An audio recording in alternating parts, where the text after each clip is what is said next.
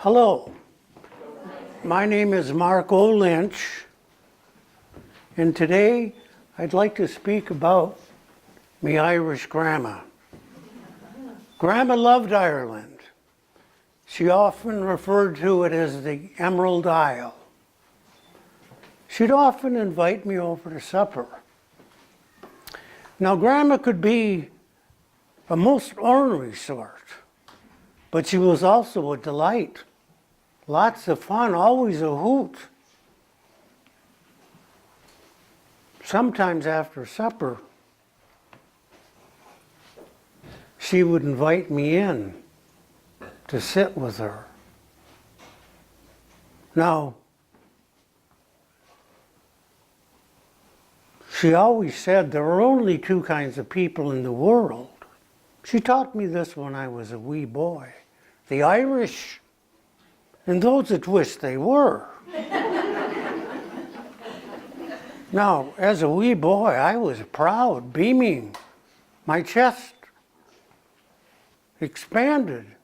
However, as I got older, I began to wonder, don't other people like themselves? But I didn't dare ask Grandma. She'd take a swing at me.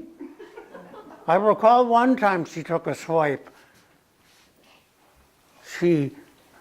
As I backed up, she almost hit herself in her own nose.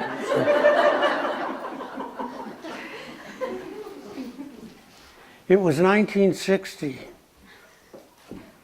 The time of the Troubles in Ireland between the English and the Irish.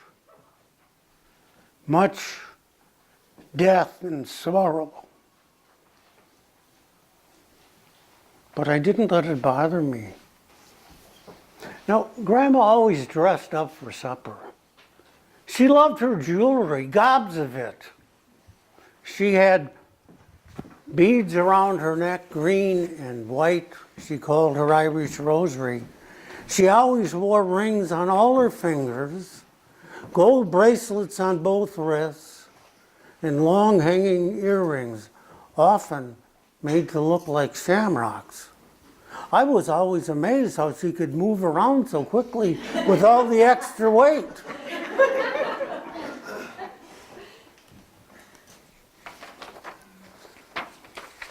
She also had silver dollar dollops on each cheek.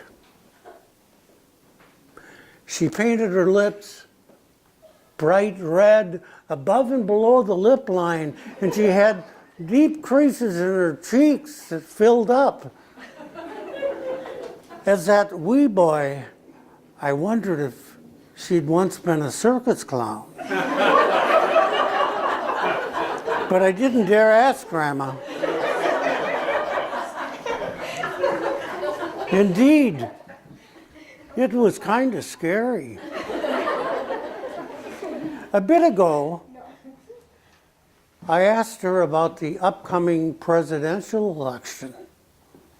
It was 1960.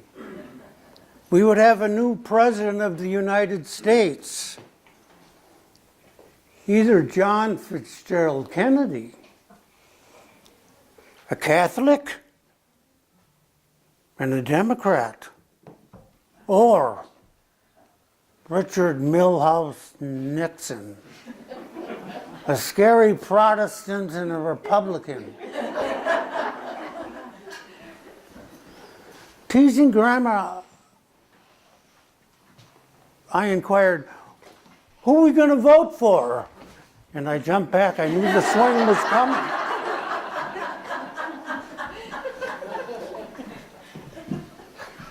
When you would be invited into Grandma's house, it truly was like stepping back across the Atlantic Ocean into Ireland. Her room, her apartment, was filled with Irish jumble. Of particular pride she took in one picture that hung on the wall of Farney Castle. Farney Castle had been owned by her great-great-grandparents back in the 1850s. Now, after I asked Grandma who she was going to vote for, I said, teasing her, no, Grandma, I'm serious. Who are we going to vote for? She says, you can't vote. You're only 15, boyo. I know, Grandma, but you can. I want to learn.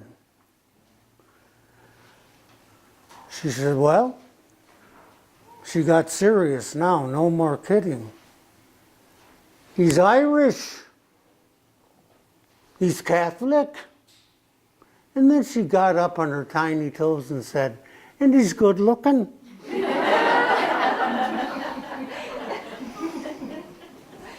After our Irish supper of corned beef and cabbage with potatoes, of course, we were off to St. Paul in the IRA, Irish Republican Army meeting. The British may have messed with Ireland for some 400 years, but now they would have to deal with me Irish Gramma. Join me if you wish or will in wishing Grandma Erin go bra. Erin go bra. Ireland forever. Ireland forever. Thank you.